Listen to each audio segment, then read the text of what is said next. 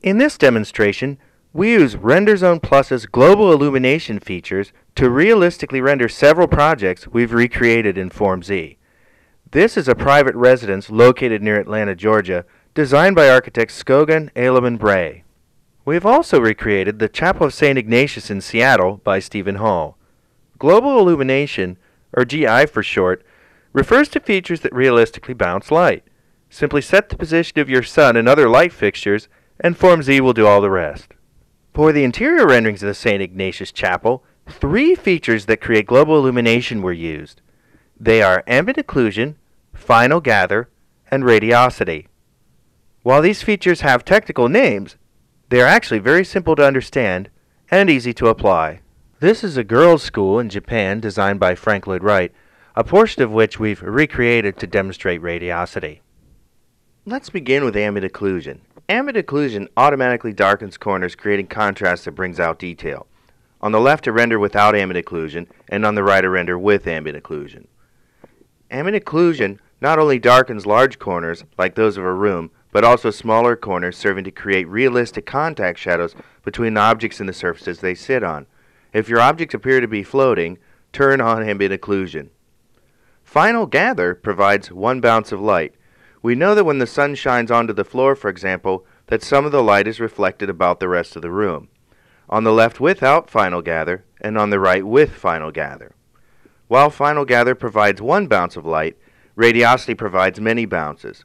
On the left, a render with final gather only, and on the right, final gather with radiosity added. This provides more bouncing light and serves to actually bounce the color of objects onto nearby surfaces. Let's see how we can use these features in real renders. We're going to start with the famous Ronchon Chapel by Corbusier. First, I'll render this image without ambient occlusion. I've already made all of my final rendering choices for the position of the sun, the background, trees, etc. So the only thing left to do in this render is to add the ambient occlusion. I'm simply going to go into the global illumination options and turn on the ambient occlusion checkbox. FormZ automatically updates the image and knows where to darken the corners in order to create a more realistic image. Now, faces on the model appear to be distinct from each other, and some geometry, such as this balcony that was completely invisible before, now appear correct and realistically rendered. Now let's take a look at another exterior, the Chapel of St. Ignatius in Seattle. I've arbitrarily chosen my sun position to come in from the left-hand side of the image, but the sun position could come from FormZ's accurate solar database based on the time of day and location on the Earth. For the sky background, I've simply used FormZ's background map feature. Simply load in the photograph you wish to use for your background, and FormZ will automatically resize the image to fit your scene. I placed some FormZ trees on my site, and this includes some trees off to the left side of my image, so that as the sun shines through these trees, they create interesting shadows in the foreground of my image.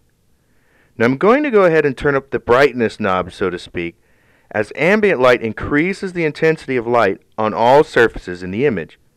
Remember that ambient light is like a giant brightness knob. I'll turn this up to 55. This is a value I use on exteriors during bright times of day. We're familiar with ambient occlusion already, so I'm going to go ahead and turn this on. FormZ automatically updates the image and automatically darkens corners where they need to be darkened in order to make the image appear much more realistic to the eye. Now that I've created my daytime scene, I wish to quickly create a nighttime scene as well. The first thing I'm going to do is turn off the sun, as we'll have no need of the sun at night. The next thing I'm going to do is lower the ambient or overall brightness to 30. I'll often use this setting for nighttime renders.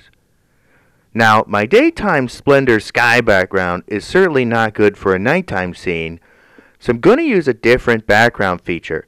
I'm going to use environment map instead of background map. This type of map wraps itself around your entire scene, which can be helpful for animations or rendering the same model from different angles.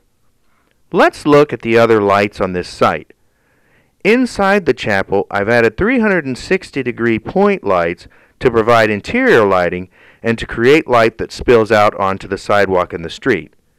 You don't need any extra fill lights, but the fixtures you have in your scene should have lights set up for them. FormZ has a type of light for any fixture out there, and you can download specific fixture and lamp data from lighting companies and apply this to your lights. I've placed cone lights at the location of each of the street lamps to create the light that is cast down upon the street, and I've added a line light to represent a fluorescent fixture in the entryway to the chapel. Finally, our eye expects large frosted glass windows to glow.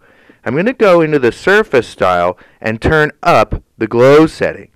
This is actually a rendering effect, not a new light added to the scene, so it does not add more time to the render.